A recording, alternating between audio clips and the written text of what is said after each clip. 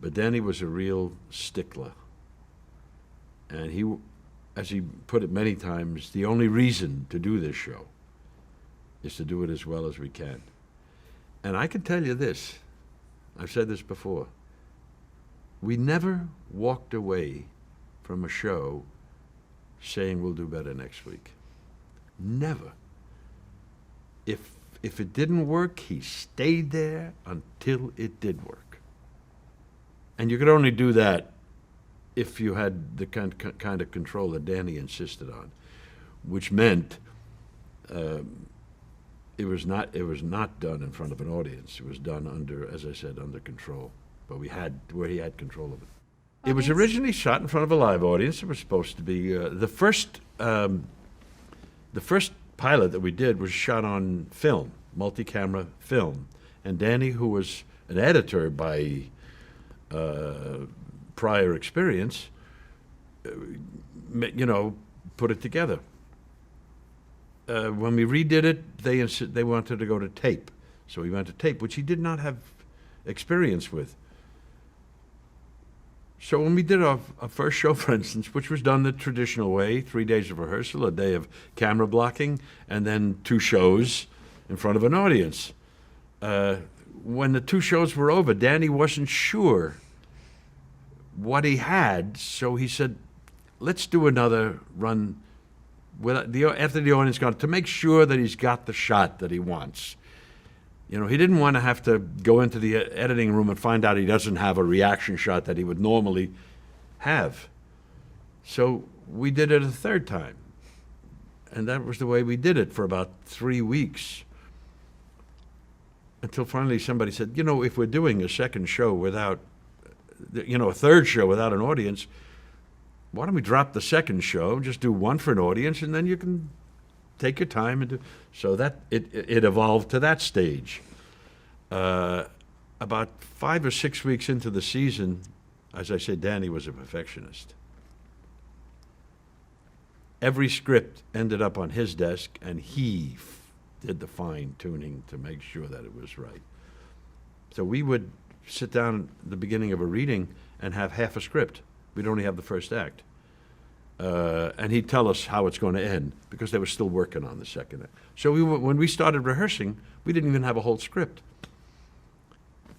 Pages would come down regularly. So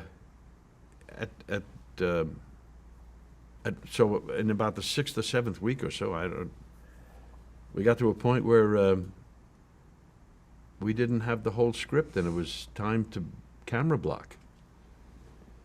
And we didn't know whether, or even I think it was at the camera blocking day, we didn't have the last scene. And you can't do a show for an audience if you don't have the last scene.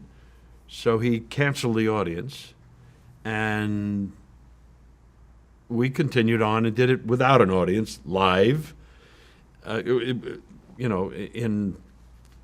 sequence. And then he redid it his way, with bringing the cameras around, make sure he had every shot he wanted. Well, the people who get audiences were not too thrilled with that. You can't do that. You have to tell us today whether you're going to have an audience on Thursday. And he wasn't sure, so he said no. And we never had an audience again. Because, first of all, it gave him an extra day to fiddle with the words, to make sure that he had the script the way he wanted it. What happened was we started doing it exactly the same way. We would do a show, and then finally he said, look, we're doing it that. We realized, let's put it this way, that camera blocking day is essentially teaching the cameras where to go so that you could do it live in front of an audience. If you don't have an audience, you don't really need a camera blocking day. Just start with the second show that we're doing. Do it. It'll take a little longer to do it. And that's what we ended up doing eventually. We just had, actually it was a 4-day schedule. We just did 2 days of rehearsal. And then we come in the third day, get in the makeup, and start doing what we did. And as the papers came down, we would stage it, and shoot it, and that. So that was really how we ended up doing it. It was really like a one-camera show with multi-cameras.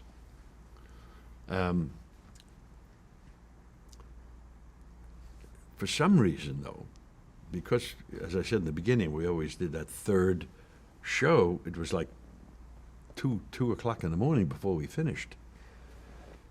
As we eliminated piece by piece, for some reason, it still took till 2 o'clock in the morning. We were notorious. One night we went to about 7 o'clock in the morning. And the reason is, he would not let go until it was what he thought was proper, what he thought would work with the show. It was purely an exercise in approaching his concept of perfection. It was tiring, but you couldn't fault him because you were part of making something better, you know? So we just got used to it. That's the way we worked.